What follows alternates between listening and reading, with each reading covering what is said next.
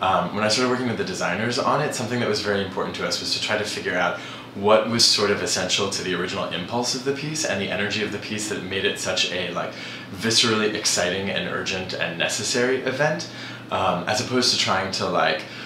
respond to the idea of, you know, this is a piece that was about being in the room with you, and then it became this like package thing, so we're either going to continue to do that package or we're going to like work very aggressively to like break that and strip all of that away. How do we work to like honor the heart of the piece and the spirit of the piece but not reproduce the sort of like the form of it or the package of it?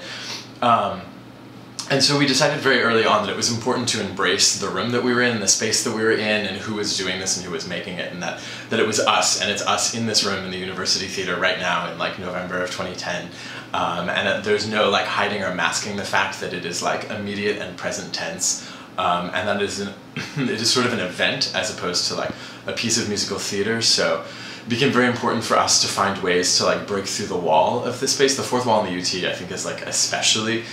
sort of challenging because it's so present, so it became very important for us to work to really sort of like break that down and make sure we weren't separated as an audience from the box that the thing was happening in, but that we were really in the same room together. And work from there. You know, I feel like for me, and I think for some people in the cast, it's very hard when you're listening to the soundtrack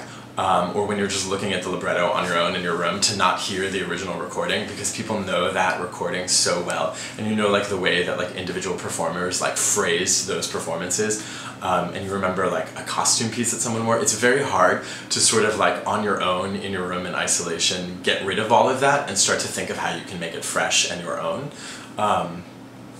So it really became about going in without assumptions and working in the room off of each other and together, because that's when things started to feel sort of like alive and new and different and our own, as opposed to like a thing that we were either replicating or consciously not replicating.